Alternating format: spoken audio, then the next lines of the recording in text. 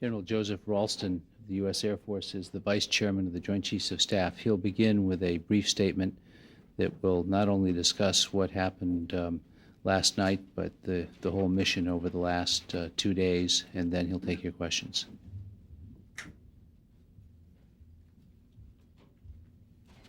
Thank you, Ken. Yesterday, we talked about the operation that we have ongoing, Desert Strike. I would like to give you an update of where we are with that operation. As you recall, yesterday, we talked about establishing the new no-fly zone at the 33rd parallel.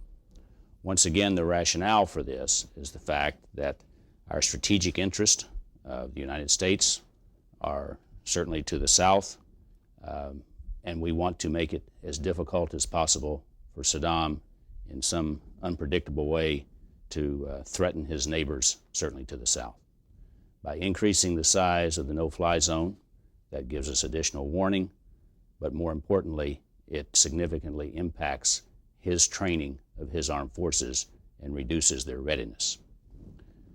In order to facilitate our pilots enforcing that no-fly zone, we wanted to do everything possible to reduce the risk to our air crews.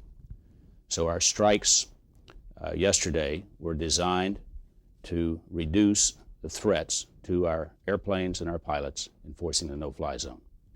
We had targeted surface-to-air missile sites as well as his integrated air defense network. There were approximately 15 targets on our target list. We struck those targets, and yesterday we assessed the damage that was done. We felt that we had a very effective strike, but as you do the Bob damage assessment, sometimes other factors such as clouds get in the way, and if there was any doubt at all as to whether we reduced the effectiveness of his air defense system, we thought it prudent to go back with a restrike. We restruck, or in the second strike that we had 4 targets.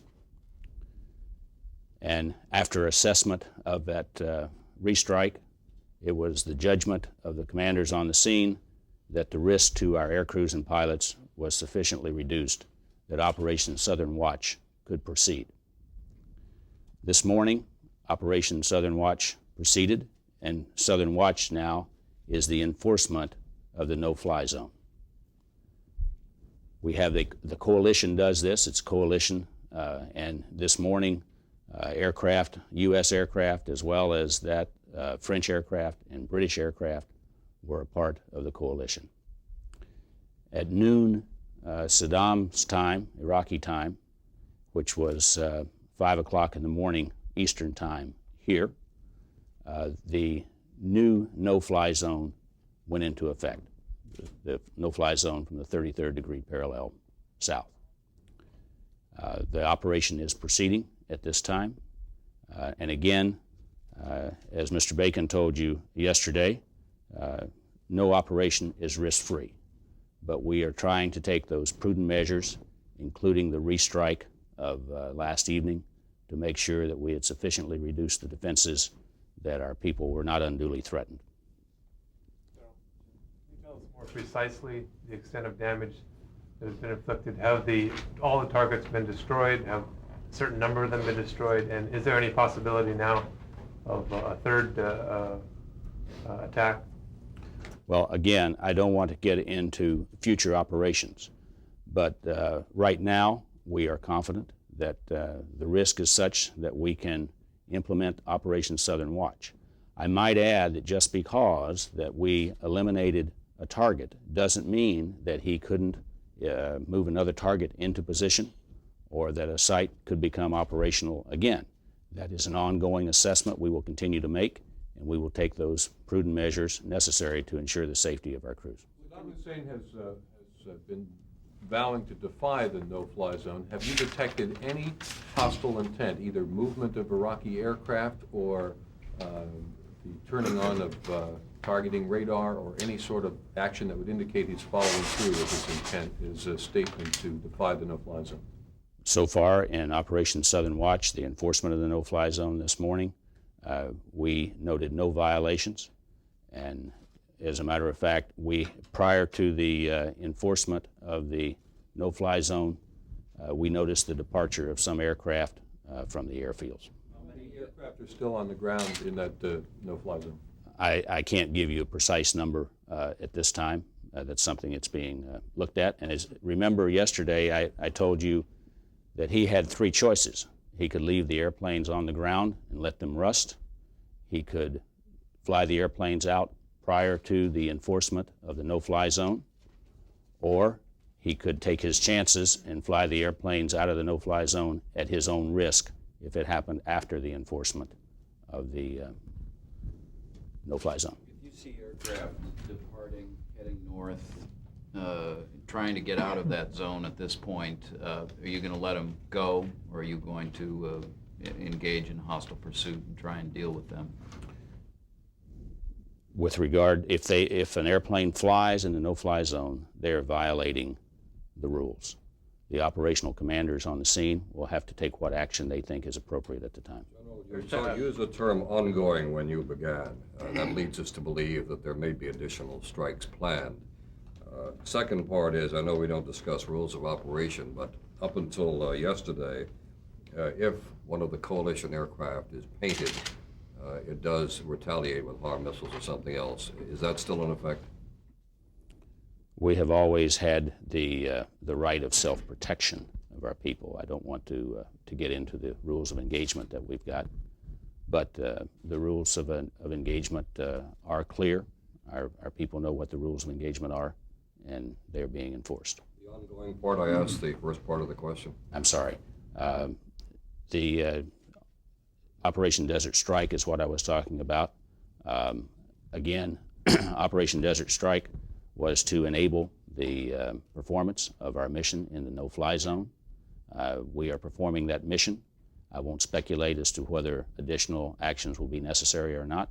It depends on the reaction that we get from Saddam.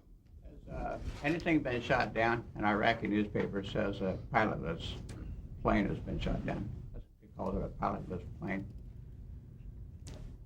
A pilotless plane? The term it uses, but has anything been shot down? We have no evidence that that's true.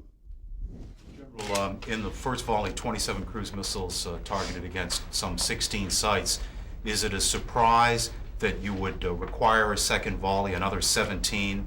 I mean, what does it say about the performance?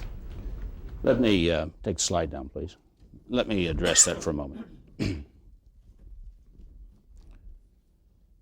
Here is a picture that I showed you yesterday of a notional target. And when we talk about a target, most people think of a single pinpoint. That's not what we're talking about. For example, in this SAM site, you have a guidance radar. Over here you have a SAM launcher.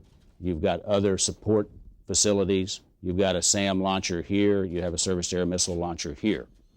So the idea that 27 missiles went after 14 targets doesn't mean that you had to have 2 on every individual aim point. There could be multiple aim points as we go through there. The same is true for the 17 missiles that were fired against the 4 restrike. Sometimes you may want to put 2 missiles to ensure a higher probability of damage. Sometimes you may put the missiles at various aim points within the same site. General, one other question. You said earlier that you wanted to make things difficult for Saddam. Would there be any capital in expanding the northern no-fly zone? Wouldn't that make things even more difficult? Well, I believe, once again, that from our strategic plan of what we want to do, this is the prudent action. We are trying to protect vital U.S. interests, and so we have taken those actions we believe are appropriate to do that. We believe the southern no-fly zone is the right way to go at this time. From that, with some specificity, bring at least one target into focus and say where the damage fell short of what you wanted? Was so bad you felt the second strike was necessary? I don't want to get into the specifics of the operation, but to give you an example of what I'm talking about, we had a case yesterday clouds, in fact, got over one of the targets. We thought that it was destroyed. We were uncertain at the time. At that time, we authorized the restrike. Subsequent to the actual restrike going, we ascertained that the target had in fact been destroyed the first time around. We took that target off the list for the second go. General, there's been criticism of the accuracy of the TLAMs and the airborne cruise missiles. You've now fired 44 missiles in the past 2 days. Are you satisfied that these missiles are indeed accurate? I'm satisfied that these missiles are accurate. When you fire a missile, you do not have a 100% chance of destruction. You operate in probabilities of destruction, and it depends on the hardness of the target, the size of the target. The accuracy of the missile is only one factor that you get into, but we have seen nothing in this operation that falls outside the norms of what we would expect. Did all the missiles perform properly? All the missiles performed properly in the sense of as they were launched from their carrier, the airplane or the surface ship, they all performed properly as far as getting out and flying. As far as what they actually did in the end game, that's something that's difficult to ascertain. If in fact they hit exactly where they were programmed to, then you can say they worked pretty well. You said that Britain, France, and the United States were patrolling this no-fly zone. Can you give us any sort of breakdown on how much of this is a U.S. operation and how much is an Allied operation, in percentages, if not in numbers? I don't have the exact numbers and percentages, but the operation today is not unlike the operation that has been going on for some time there. In terms of numbers, the greatest number of airplanes are U.S. aircraft, but we have a significant contribution from our allies, and the operation today was no different from a typical operation prior to this time. How do French planes take part in this? I don't want to get into the exact numbers of what took place, but today we had Mirage aircraft were part of the no-fly zone operation.